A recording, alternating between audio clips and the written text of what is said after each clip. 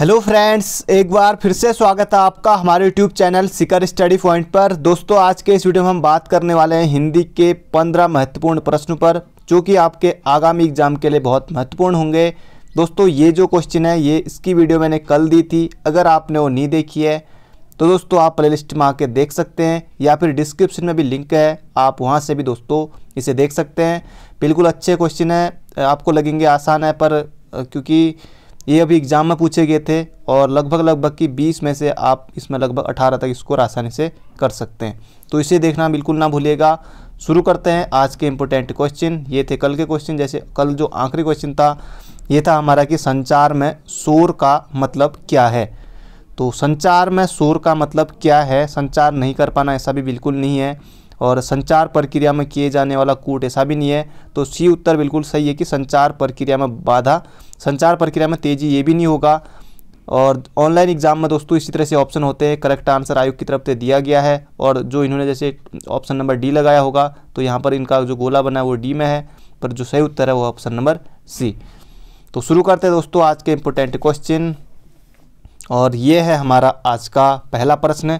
और आप लोग बताइएगा कि 15 में से आपके कितने सही हुए। इसमें 15 क्वेश्चन हैं, और आप लोग देखेंगे अगर आप इसमें से जो एग्ज़ाम में पूछे गए सभी के सभी क्वेश्चन, और आप लोगों का अगर इसमें आप 12, 13 या 15 में से 15 भी आप लोग सही कर सकते हैं। अगर इतना आप कर लेते हैं दोस्तों 10 से ऊपर भी, तो आपका आत्मविश्वास निश्चित रूप से बढ़ेगा।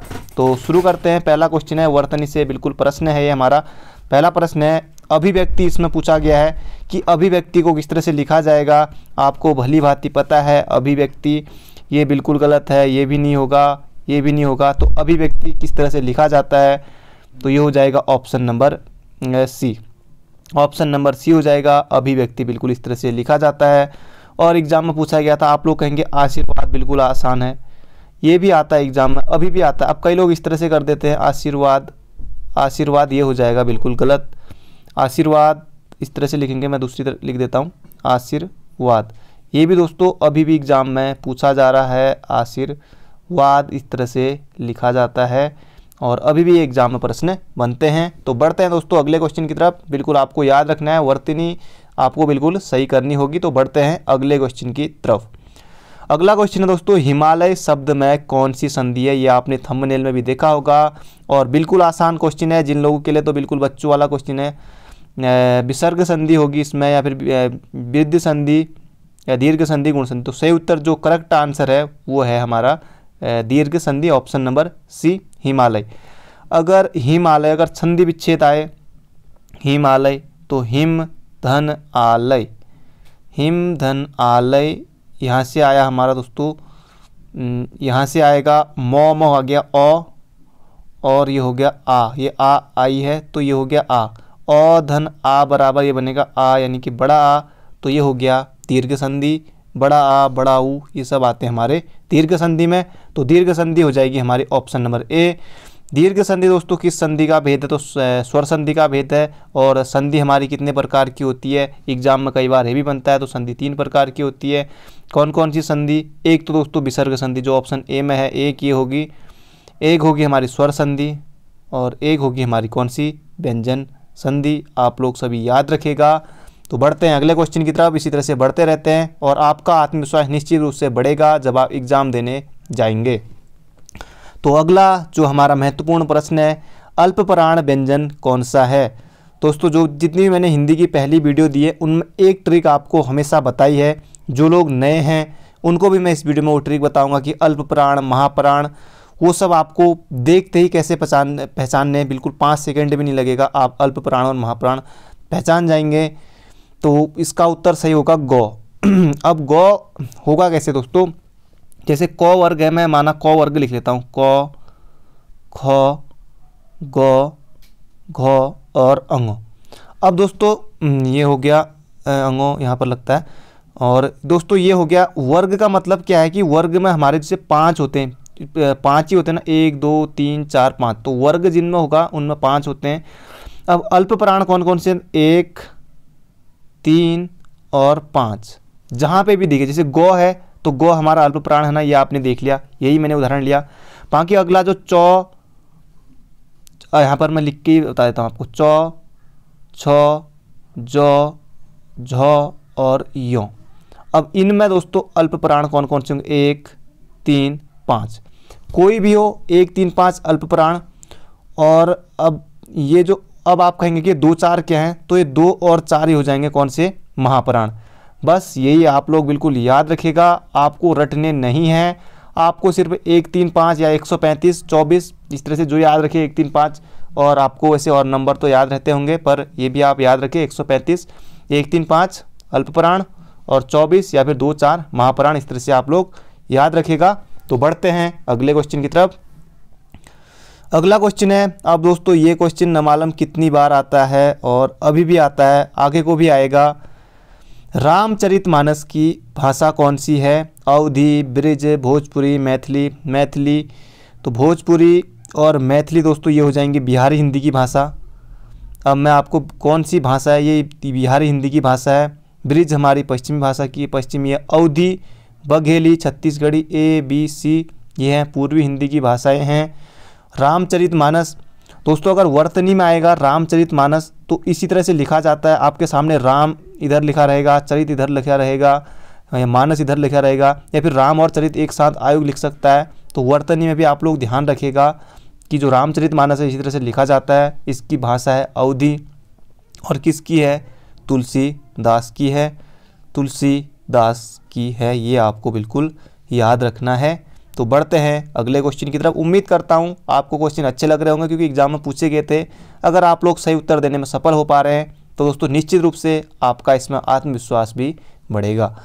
तो बढ़ते हैं अगले क्वेश्चन की तरफ। अगला क्वेश्चन है दोस्तों ये है जो हमारा पत्रकार वाला है, जो पत्रकारिता से संबंधित प्रश्न है, वहाँ से इसमें 1-2 क्वेश्चन दोस्तों लगभग पूछे जाते हैं।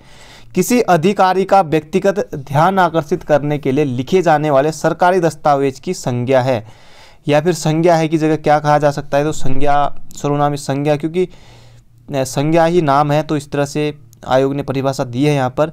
किसी अधिकारी का व्यक्तिगत ध्यान या आकर्षित करने के लिए, व्यक्तिगत ध्यान आकर्षित करने के लिए लिखे जाने वाले सरकारी दस्तावेज की संज्ञा है तो अर्ध सरकारी पत्र दोस्तों उसको कहा जाएगा। बिल्कुल आप लोग स्क्रीनशॉट ले लीजिए और अपनी कॉपी में इसे लिख लीजिए, याद करना आपको पड़ेगा। निविदा दोस्तों, निविदा की जो परिभाषा है, निविदा जो है की परिभाषा अगर आप लिखना चाहें तो लिख सकते हैं। निविदा के विषय में संक्षिप्त विवरण जो अखबार में प्रकाशित किया जाता है वो है हमारी निविदा। कार्यालय आदेश दोस्तों, जो कार्यालय का आदेश है, सरकारी पत्र है। सरकारी पत्र दोस्तों उसकी भी बात करेंगे, पहले कार्यालय आदेश क्या होता है इसकी बात करते हैं। कार्यालय आदेश, अब कार्यालय आदेश दोस्तों जो ये वो होता है जो कार्यालय पत्र, जिसमें कि किसी मंत्रालय हो गया या फिर कोई जैसे कोई अन्य विभाग है, या फिर जो कर्मचारी उनकी नियुक्ति है उसका, उनका जो स्थानांतरण है, पदोन्नति, अवकाश, अस्वीकृति, ये सब जो कार्यालय आदेश, जो कार्यालय इसके पत्र के अंतर्गत आते हैं, तो ये आपको बिल्कुल याद रखना है। तो इसका सही उत्तर हो जाएगा अर्ध सरकारी पत्र, ऑप्शन नंबर ए। तो बढ़ते हैं अगले क्वेश्चन की तरफ। अगला क्वेश्चन है, अब ये दोस्तों है मुहावरा। ये तो आप बचपन से ही जानते होंगे कि ये जो आग बबूला होना, मुहावरे का अर्थ क्या है? हर्षित होना, भ्रष्ट हो जाना, आग में जल जाना, अत्यधिक क्रोधित हो जाना। अब इसका आपको भली बात ही पता है, इसके बारे में मैं क्या ही बताऊं। अत्यधिक क्रोधित हो जाना, आग बबूला होना, तो ये हो जाएगा ऑप्शन नंबर सी हमारा बिल्कुल सही है। तो बढ़ते हैं अगले क्वेश्चन की तरफ। अगला क्वेश्चन है, किस प्रकार के पत्र में विषय का उल्लेख करने की जरूरत नहीं है? अक्सर आपने देखा होगा कि इस प्रकार के पत्र से क्वेश्चन अक्सर पूछे ही जा रहे हैं, और ये यहाँ भी पूछा गया है और भी आगे एग्जाम में बनता है। तो ये हमारा दोस्तों किस प्रकार के पत्र में विषय का उल्लेख की ज़रूरत नहीं होती है? व्यावसायिक पत्र, अनौपचारिक पत्र, कार्यालय पत्र, इस तरह से आपके सामने ऑप्शन रहेंगे। यहाँ पर तो सही उत्तर टिक है। मान लीजिए ये ऑप्शन अगर यहाँ पर टिक नहीं किया होता तब आपके सामने क्या स्थिति होती, तो ये भी आपको देखना है। तो ये हो जाएगा अनौपचारिक पत्र, व्यावसायिक पत्र व्यवसाय से संबंधित हो जाएंगे, कार्यालय पत्र आपको बता ही दिया है अभी पिछले वीडियो में। औपचारिक पत्र हो जाएगा दोस्तों जिनसे हमारा कोई निजी संबंध ना हो। अब आप लोग कहेंगे इस तरह का क्या? जैसे कोई सरकारी विभाग को हम पत्र लिख रहे हैं तो उनसे हमारा कोई निजी संबंध इस तरह का कुछ है नहीं। हम फिर जैसे संपादक के नाम पत्र लिख रहे हैं तो यही हो जाएंगे हमारे, इसमें आ जाएंगे औपचारिक पत्र में। तो ये आपको बिल्कुल याद रखना है। तो बढ़ते हैं अगले क्वेश्चन की तरफ। दोस्तों अगर आपको ये वीडियो पसंद आती है तो आप इस वीडियो को लाइक निश्चित रूप से कर दीजिएगा। इस तरह की वीडियो मैं आपके लिए हर रोज़ लेके आता हूँ। 2 दिन हमारी जो है हिंदी की वीडियो आती है और 2 दिन हिंदी की वीडियो आती है और फिर 4 दिन फिर उत्तराखंड आती है और लगातार इस तरह से ये परिक्रम चलता रहता है। और जीके की वीडियो दोस्तों अभी कुछ देर बाद अपलोड हो जाएगी। उसमें 20 क्वेश्चन रहते हैं ताबड़तोड़ धुआंधार तरीके से, और वो क्वेश्चन किसी न किसी एग्ज़ाम में पूछे गए रहते हैं। तो प्रैक्टिस के लिए आपका वो होता है। बाकी आपको मैं हमेशा कहता हूँ कि आपको बुक से भी पढ़ते रहिए, और ये सिर्फ आपके प्रैक्टिस के लिए होता है जो मैं आपके लिए क्वेश्चन लेके आता हूँ। तो अगला क्वेश्चन है, जानकी मंगल के कवि कौन है? कबीरदास, मीरा, तुलसीदास। अगर माना आपके सामने सही उत्तर नहीं होता तो तब आप फिर थोड़ी दिक्कत हो सकती थी, पर तुलसीदास इसका सही उत्तर है। आप लोगों को भली भांति पता है जानकी मंगल के कवि हैं तो तुलसीदास हैं दोस्तों। जानकी मंगल, इसके अलावा पार्वती मंगल तो भी तुलसीदास की होगी। जानकी मंगल, पार्वती मंगल। आपको मैं बताऊं हनुमान चालीसा भी इनकी है। आपको भली भांति तुलसीदास सदा हरिचीरा कीजे नाथ हृदय में डेरा, तो तुलसीदास की जो है हनुमान चालीसा, आप लोग हनुमान चालीसा पढ़ते हैं। पार्वती मंगल, जानकी मंगल, और इनकी जो रामचरितमानस तो अभी जो स्टार्टिंग में प्रश्न आया ही था। दोहावली है इनकी, हाँ दोहावली है, और दोहावली, कवितावली, और पार्वती मंगल मैंने आपको बता ही दिया है। और एक है विनय पत्रिका। विनय पत्रिका उसकी भाषा ब्रिज है। विनय पत्रिका ये भी इम्पोर्टेंट है, एग्जाम में आ सकता है, तो आप लोग सभी को याद रखेंगे। तो बढ़ते हैं अगले क्वेश्चन की तरफ। अगला क्वेश्चन है, सूरज पूरब में उगता है। अब सूरज पूरब में उगता है इन्होंने किया है, सूरज पूरब में उगता है तो संकेतवाचक वाक्य है। तो संकेत तो किसी तरह का, सूरज पूरब में उगता है तो क्या इसे हम संकेतवाचक वाक्य कहेंगे? तो नहीं कहेंगे। तो इसका सही उत्तर हो जाएगा विधानवाचक वाक्य। विधानवाचक वाक्य तो ये हो जाएगा। निषेधवाचक वाक्य जिनमें कि नहीं हो, जैसे मैं पत्र नहीं लिखता हूँ, या मैं जैसे मैं अभी वीडियो बना रहा हूँ, मैं नहीं बनाता हूँ वीडियो, तो इस तरह का निषेधवाचक। प्रश्नवाचक में क्या सूरज पूरब में उगता है, तो यहाँ पर प्रश्न आ जाएगा, तो प्रश्नवाचक वाक्य हो जाएगा इस तरह के हमारे। तो विधानवाचक वाक्य दोस्तों जिसे कहते हैं, इसकी थोड़ी सी परिभाषा भी जान लेते हैं कि जिन वाक्यों में क्रिया करने या फिर होने की सूचना मिले तो उन्हें हम विधानवाचक वाक्य कहते हैं। तो ये आपको बिल्कुल याद रखना है। और एग्ज़ाम में ये भी आया था कि अर्थ के आधार पर वाक्य के कितने भेद होते हैं। अर्थ के आधार पर वाक्य के कितने भेद होते हैं? तो 8 भेद होते हैं, और उनमें एक हमारा जो है विधानवाचक वाक्य भी है, निषेधवाचक भी है, संकेतवाचक भी है, प्रश्नवाचक भी है। तो ये इस तरह के हमारे 8 वाक्य होते हैं। तो ये आपको बिल्कुल याद रखना है। तो बढ़ते हैं अगले क्वेश्चन की तरफ। अगला क्वेश्चन है, भारतीय संघ की राजभाषा कौन सी है? अब दोस्तों इसको तो कोई भी छोटा बच्चा भी इसको जाएगा तो वो भी इसका सही उत्तर देने में सफल हो जाएगा। उर्दू, हिंदी, अंग्रेजी, संस्कृत। तो दोस्तों संस्कृत को जान लेते हैं हम। संस्कृत हमारी राज्य की दूसरी भाषा है जो कि जनवरी 2010 में बनाएगी। इसी तरह से हमारा पड़ोसी राज्य हिमाचल HP, इसकी भी भाषा है संस्कृति है। अंग्रेजी नागालैंड और बहुत सारे राज्यों की है। तो हिंदी राजभाषा है। 14 सितंबर 1949 को इसको बनाई गया। उर्दू दोस्तों यूपी की जो है, यूपी की भी भाषा है, जम्मू की भी है। तो ये आपको बिल्कुल याद रखना है। उर्दू की दूसरी लैंग्वेज है कौन सी? ये हो जाएगी उर्दू। तो बढ़ते हैं अगले क्वेश्चन की तरफ। अगला क्वेश्चन है, जैसे उसे याद दिलाता हो उसका बचपन जब वह नौसिखिया था। क्या बात है, इन पंक्तियों में बिल्कुल मज़ा आ जाएगा। जैसे उसे याद दिलाता हो उसका बचपन जब वह नौसिखिया था। तो ये है दोस्तों मंगेश डबराल की है, पर इन्होंने राजेश जोशी किया हुआ है, और इनका 1 नंबर के साथ तो गया ही गया। 0.225 भी गया, 1 नंबर ये गया, तो इनको हो गया टोटल इतने नंबर का नुकसान हो गया, इतने का, क्योंकि एक तो ये गया और ऊपर से माइनस होगी। अगर सही होता तो 1 नंबर इसमें ज़रूर मिलता। ऐसा ही हमारे साथ भी होता है एग्ज़ाम में। तो ये मंगेश डबराल की रचना है दोस्तों। इनका जन्म हुआ था टिहरी में, इनका टिहरी में। ये आप लोग बिल्कुल याद रखेंगे। अभी 2020 में इनका निधन भी हो गया था, और 1948 में इनका जन्म हुआ था। और इनके बारे में बात करें तो दोस्तों, हाँ, इनकी एक रचना है जो जिनके लिए इनको साहित्य अकादमी मिला था, वो है हम जो देखते हैं। हम जो देखते हैं, इस रचना के लिए इनको मिला था साहित्य अकादमी पुरस्कार। इसे आप लोग बिल्कुल याद रखिएगा। और पहाड़ पर लालटेन, हाँ ये भी बहुत इंपॉर्टेंट रचना है, पहाड़ पर लालटेन, पहाड़ पर लालटेन, ये भी मंगेश डबराल की रचना है, इसे भी आप लोग बिल्कुल याद रखेंगे। कल के क्वेश्चन में बताया था एक भारतीय आत्मा माखनलाल चतुर्वेदी, बाकी सुमिता नंदन पंत जी के बारे में ये तो हमारे कौसानी से ही हैं, इनके बारे में बहुत कुछ है, ज्ञानपीठ मिला, गोसाई दत्त बचपन का नाम था, हार, और इनका जो उपन्यास है राजेश जोशी दोस्तों इनसे संबंधित। पर ये आपको लगेगा कि ज़्यादातर जोशी जैसे अल्मोड़ा से होते हैं, जैसे शेखर जोशी, मनोहर श्याम जोशी, हालांकि मनोहर श्याम जोशी का जी का जन्म जो होता अजमेर में हुआ था, बाकी आपको लगेगा कि ये जोशी भी अल्मोड़ा के होंगे, पर ऐसा बिल्कुल नहीं है, ये मध्य प्रदेश के हैं, एमपी के, ये वहाँ चले गए होंगे, शायद अल्मोड़ा से रहे होंगे, पर ऐसा भी कुछ नहीं दिया इनके बारे में। तो राजेश जोशी ये मध्य प्रदेश से हैं, अगर आएगा कि कौन से कभी अल्मोड़ा से संबंधित या उत्तराखंड से संबंधित नहीं है, तो राजेश जोशी, मनोहर श्याम जोशी, शेखर जोशी, या फिर और जो भी हैं जोशी, जो भी मतलब कि जिन साहित्यकार हैं तो नहीं है, तो आपको याद रखना कि राजेश जोशी नहीं है। इनकी है नए पत्ती में हंसी, भी एक इनकी है नए पत्ती में हंसी, और दो पंक्तियों के बीच, हाँ इंपॉर्टेंट रचना है, दो पंक्तियों के बीच, याद रखिएगा, दो पंक्तियों के बीच, ये एग्जाम में आ सकता है, ये है राजेश जोशी जी की, इनकी है रचना। तो बढ़ते हैं अगले क्वेश्चन की तरफ। अगला क्वेश्चन है प्रेमचंद्र के फटे जूते, अब इन्होंने प्रेमचंद्र कर दिया, प्रेमचंद्र के फटे जूते, प्रेमचंद्र नहीं लिखा है, शैलेश मटियानी, अल्मोड़ा में जन्म हुआ था, पाड़े छिना के हैं, ये आपको बिल्कुल याद रखना है। मनोहर श्याम जोशी, ये तो खैर मनोहर श्याम जोशी तो आयोग के मुझे लगता है कि बहुत ज़्यादा फेवरेट है ये, और इनके सबसे ज़्यादा इनसे आयोग लगभग पूछता है ये हर तीसरे एग्ज़ाम में। तो हरिशंकर परसाई, ये भी दोस्तों एमपी के हैं, बहुत से रचनाकार ऐसे हैं कि हमारे जो सिलेबस में है वो एमपी के दिए हुए हैं, मध्य प्रदेश के। तो हरिशंकर परसाई, इनकी है प्रेमचंद्र के फटे जूते। सदाचार का ताबीज, ये भी एक इम्पोर्टेंट रचना हो सकती है जो कि आने वाले एग्जाम में पूछा जा सकता है, क्योंकि हर बार बदल बदल के आयोग पूछेगा, तो आप लोग प्रेमचंद्र के फटे जूते इम्पोर्टेंट है, याद करते रहे और वहाँ अगली बार आ जाएगा सदाचार का ताबीज।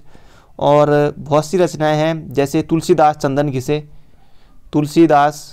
ये तुली लिख दिया मैंने, तुलसीदास चंदन घिसे, ये भी इनकी रचना है, तुलसीदास चंदन घिसे, तो ये भी आपको याद रखना है। और एक हाँ जो महत्वपूर्ण हो सकता है वो है विकलांग छरदा का दौर, विकलांग छरदा का दौर, ये भी इम्पोर्टेंट हो सकता है, तो इसे भी आप लोग बिल्कुल याद रखिएगा। हरिशंकर परसाई, ये भी मध्य प्रदेश से हैं, और ये बिल्कुल आपको याद रखना है, इनकी रचना है प्रेमचंद्र के फटे जूते। तो बढ़ते हैं दोस्तों अगले क्वेश्चन की तरफ। अगला क्वेश्चन है कंठी व्यंजन है। अभी मैंने एक तो आपको ये अल्प प्राण हो गया, ये आपको बिल्कुल याद हो गया। अब कंठी व्यंजन है, तो कंठी व्यंजन जो होता है दोस्तों, क वर्ग पूरा एक कंठी व्यंजन होता है। अभी मैंने वहाँ पर बताना भूल गया था, क ख ग घ अंगो, ये पूरा ही कंठी हो गया, तो ग हो गया, तो बिल्कुल ये भी आसानी था।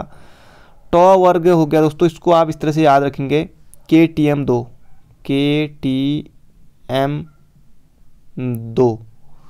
KTM 2।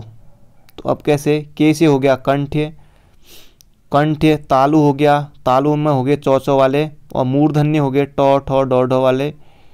KTM 2 से हो गए दंत्य, त थ द ध द, ओ से हो गए ओष्ठ, प फ ब भ वाले। तो ये आपको बिल्कुल याद रखना है, बाकी डिटेल में बहुत जल्दी आपके लिए वर्णमाला वाली पूरी वीडियो लेके आऊँगा। तो शुरू करते हैं, चलते हैं अगले क्वेश्चन पर। अगला क्वेश्चन है दोस्तों सही वर्तनी वाला है। अब स्टार्टिंग में भी मैंने आपको बताया था आशीर्वाद, ये सही हो जाएगा, आशीर्वाद आटा, आशीर्वाद आटा नहीं, आखिर वो तो ऐसे याद आ गया, आशीर्वाद, तो ये हो जाएगा इस तरह से। बाकी इस तरह से ऑप्शन आप देखिए, इस तरह से आयोग बनाता है। बाकी कई लोग इसको भी लगाते हैं, पर जो समझदार होते हैं इसको लगाएंगे ऑप्शन नंबर सी। तो आज का हमारा आखिरी क्वेश्चन दोस्तों, और 15 में से आप लोग बताइएगा कि आपके कितने सही रहे आज के इस वीडियो में। बाकी ये सीरीज़ आपके लिए हेल्पफुल रही नहीं रही तो ये आप भी कमेंट बॉक्स में बता सकते हैं। अगर आपको हमारा प्रयास पसंद आता है और अभी तक आपने वीडियो को लाइक नहीं किया तो लाइक आपको ज़रूर से करना है। तो समाचार एकत्रित करने वाले को कहते हैं, तो निरीक्षक दोस्तों कोई एसआई या निरीक्षक इस तरह के जो निरीक्षण करता है। अब संपादक अलग चीज़ है, संपादक जैसे किताब या फिर जो इनको छापने वाले पत्रों को तो संपादक कहते हैं। तो संवाददाता हो जाएंगे समाचार एकत्रित करने वाले। तो ऑप्शन नंबर सी हो जाएगा बिल्कुल सही, या डी कुछ और ऑप्शन होगा, या फिर इनमें से कोई नहीं मान लिया हमने, आपने भी मान लिया, तो संवाददाता हो जाएगा। तो ये थे दोस्तों आज के क्वेश्चन। बाकी अगर आपने कल की वीडियो नहीं देखी है तो डिस्क्रिप्शन में मैं अभी उसका लिंक दे दूंगा, आप वहाँ से उसे ज़रूर देख लीजिएगा। तो thank you friend, thank you so much. बाकी मिलेंगे कल को एक नई धमाकेदार वीडियो के साथ, और कुछ टाइम बाद दोस्तों जीके की वीडियो आने वाली है, उसका भी इंतजार कीजिए। Thank you friend, thank you so much.